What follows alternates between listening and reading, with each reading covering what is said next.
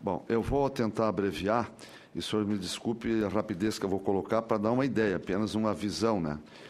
Antes de discutirmos, primeiro saudar os senadores, nosso presidente do IBGE, senhores senadores, senadoras, a imprensa, enfim, a todos. Antes de discutirmos especificamente a sistemática de distribuição do fundo de participação, é importante contextualizarmos o FPM no cenário mais geral de nosso federalismo fiscal. Apresentaremos que o FPM tem perdido continuamente peso dentro da receita tributária. Nós queremos aproveitar a oportunidade. No período de 2000 a 2012, a carga tributária passou de 30,09 para 37,3 do PIB. Depois de um longo período de perda de participação durante a década de 90, a divisão do bolo permanece relativamente constante. Os municípios com grande ampliação na arrecadação própria conseguiram aumentar um pouco a participação na carga disponível, como veremos a seguir. Receita disponível, olha, da União, quanto era 18, ficou em 21,2. Os estados caíram, aliás, ficaram de 8 para 9,3, e os municípios de 5,3 para 6,8, graças ao aumento da arrecadação própria. Pode passar, André.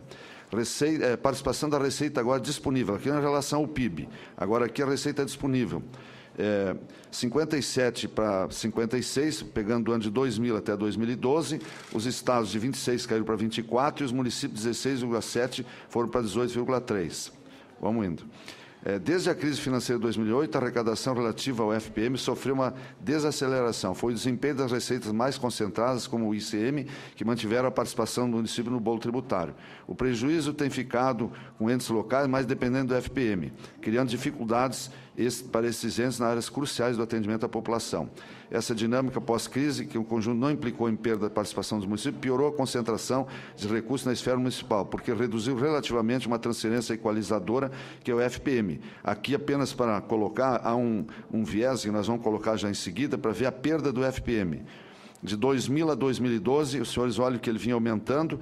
Em 2008, o que aconteceu? A arrecadação própria cresceu muito, mas isso é nível geral, não é nos médios e pequenos municípios, enquanto que o FPM começou a cair vertiginosamente. Pode ir indo.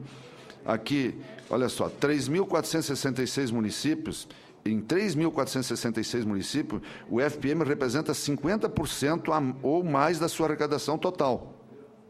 Quer dizer, é gigante essa expressão aqui. São cerca de 63% dos municípios com alta dependência desse recurso. E por que é dependente dele? É isso que tem que ser analisado com profundidade. Felizmente, nós temos um projeto aqui no Senado, que eu tenho certeza que a Casa da Federação vai poder olhar melhor, né? Que a natureza desse fundo. Ele é redistributivo, isso tem que ficar muito claro, uma confusão, né? No outro entendimento, olha, pequeno, tem que ganhar mais, ele não tem valor adicionado, não tem arrecadação própria, então é lógico que essa é a origem dele, a redistribuição, essa é a natureza.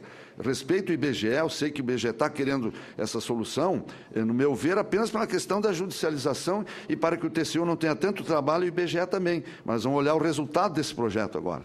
Então, a deterioração do pacto desde 88, pode passar, a participação dos fundos constitucionais na receita arrecadada pelo governo central, estabelecida na Constituição de 88, vem sendo reduzida, sendo seu mecanismo de vinculação como Fundo Social de Emergência e outros. No primeiro ano de aplicação plena da Constituição de 89, apesar do FPM ser composto por apenas 20% na época, hoje é 23,5%, ele respondia por 15% da denominada receita administrada pela Receita Federal. Em 2012, mesmo com ampliação para 23,5% do IPI Imposto de Renda, o FPM corresponde a apenas 10% da receita administrada. Então, isso é a legislação que foi votada aqui. Olha esses números aqui do IPI do Imposto de Renda em relação à arrecadação total da União.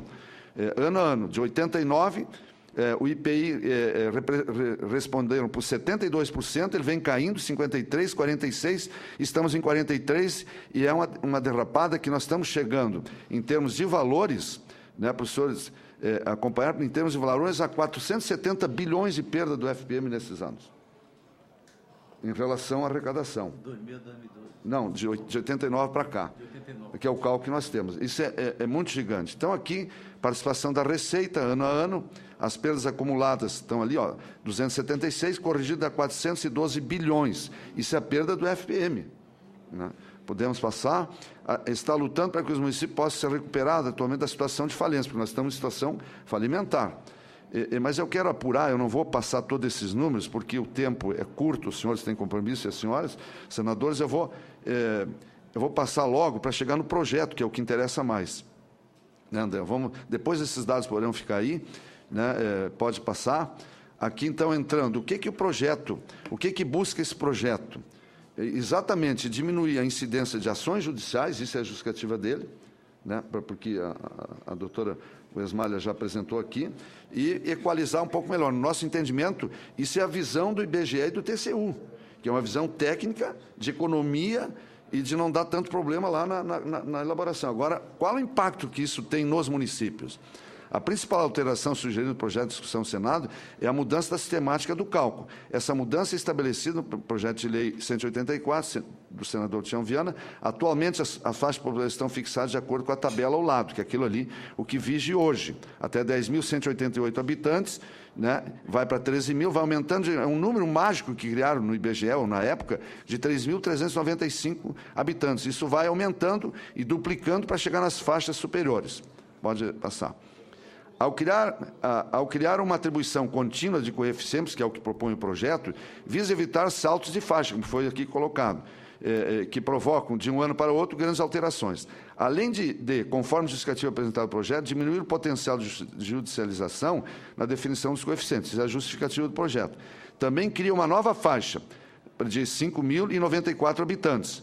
Então, passa a ser aquilo ali, o 0,6, que é 3 cotas de 0,2, né, porque ele é por cota, municípios até 5.094. Os outros 5.095 até os 10.188 também é 0,6, mas passa a ter aquele aumento por habitante, para evitar aquilo que a nossa presidente colocou aqui.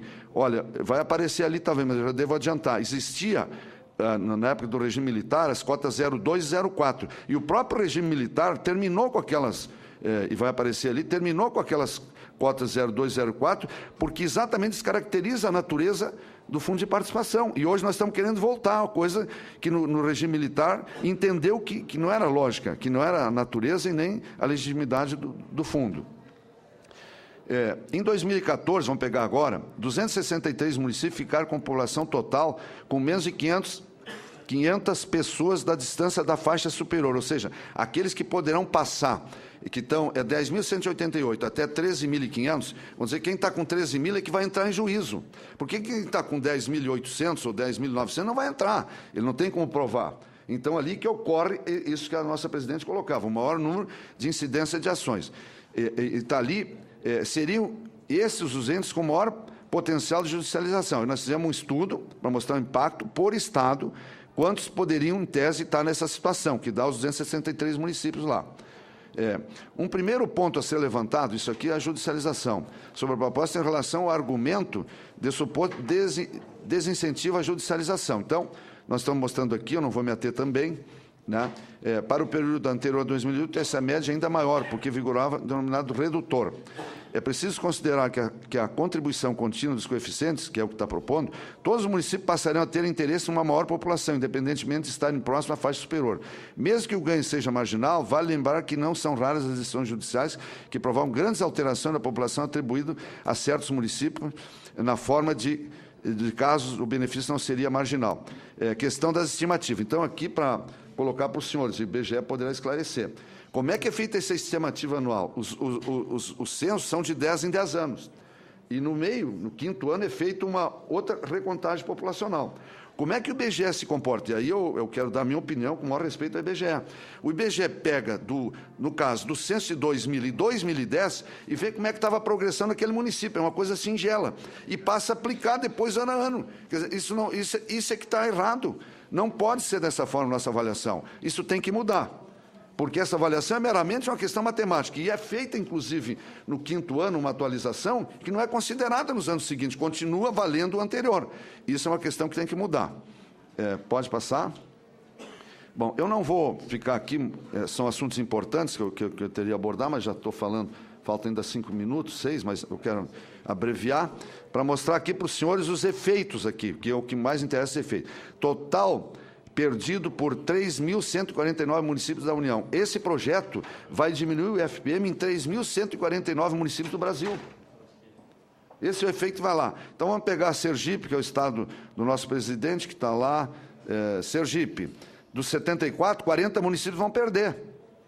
Quer dizer, então, os que estão transparentes são os que vão perder. São 75 municípios. São 75 municípios. Como é que o senador vai chegar nesses municípios que estão literalmente já meio falidos, que dependem do FPM, e aprovar um projeto que vai diminuir essa arrecadação desses municípios? E vai para onde essa arrecadação? Eu tenho estudo onde mostra, por estado, para saber, e isso cria uma guerra. Quer dizer, o problema dos municípios não é isso aqui hoje. Nós estamos discutindo, nós temos que discutir a crise dos municípios, o porquê que está nessa situação as prefeituras, e não está colocando, num momento de crise, uma questão para tumultuar entre os prefeitos e municípios uma guerra. Isso é uma guerra sem fim. E quem é os mais perdedores? Os pequenos, que mais depende dele e que a natureza dele é redistributiva. Então, a nossa posição, já aqui de plano, é que esse projeto não tem que ser mais discutido, nós temos que apresentar uma outra solução, sim, tem uma solução. Né? Eu não sei se ainda tem mais algum número que eu quero encerrar, ali para diante. Bom, aí fica o nosso estudo, que eu diria, para resumir aqui, que seria, na nossa ideia, o que deveria ser feito para solucionar, inclusive, o IBGE. Em primeiro lugar, eu gostaria de saber da presidente depois se vai haver recontagem do ano que vem ou não, porque há indicações que não vai haver, porque não há recurso para fazer. Isso é gravíssimo para nós. Essa recontagem, ela sempre acontece e há um indicativo que ela não haveria. E qual seria uma proposta para pensarmos? Seria o seguinte: terminar com essas estimativas intermediárias e valer o censo geral de 10 anos e no meio ter atualização, que atualiza aquilo ali. E terminar com estimativa, que o que está dando problema é estimativa. Essa é a situação que está colocando. E quem perdesse no censo ou na estimativa, aqueles que perdessem, como tem a lei de responsabilidade, o município trabalha, como todos, com planejamento, não dá para ele perder. Por exemplo, se ele perder uma cota hoje, é 2,2 milhões o valor. Um município pequeno que perde uma cota é 0,6, 0,8, baixo para 0,6, perde 2 milhões. Estraçalha com o projeto dele todo orçamentário. Então, terminar com essa estimativa, que isso favorece o próprio IBGE, termina com essa possibilidade de tantas ações. E esses que perdem, no caso foram 200 e pouco esse ano, teriam um redutor, por exemplo, em 5 anos ou 8 anos, que fosse perdendo ano a ano até integralizar a perda dele para poder se adequar. Estaria, no nosso ver, não solucionado o problema, mas seguramente diminuiria muito e atenderíamos ao TCU, né, que é quem acha que complica muito a questão, o IBGE com ações judiciais, e os municípios ficariam até mais tranquilos com isso, porque também não estariam tanto agitados em tal de busca de população. Esse projeto aqui, se isso andar, nós vamos mostrar para os municípios, né, e vamos fazer com que esses 3.500 municípios, aí 3.200, venham para cá dizer que não querem essa aprovação do projeto. E vão trabalhar como? Porque os que perdem é que vão sentir. Quem ganha não vai sentir tanto isso aí, porque os outros vão ganhar. Então, o efeito desse projeto tem essa simulação que não foi feita até hoje pelo IBGE nem por ninguém. Então, nós estamos trazendo essa simulação para o conhecimento da comissão, né, e esperamos que a comissão debata melhor. Desculpe eu correr e atropelar dessa forma, mas estou à disposição da comissão, dos senhores senadores e senadoras, para aprofundar ou não, em outra oportunidade, não tão com tanta corrida, né, e mostrar essa realidade aí que os números apontam para esse número. Muito obrigado.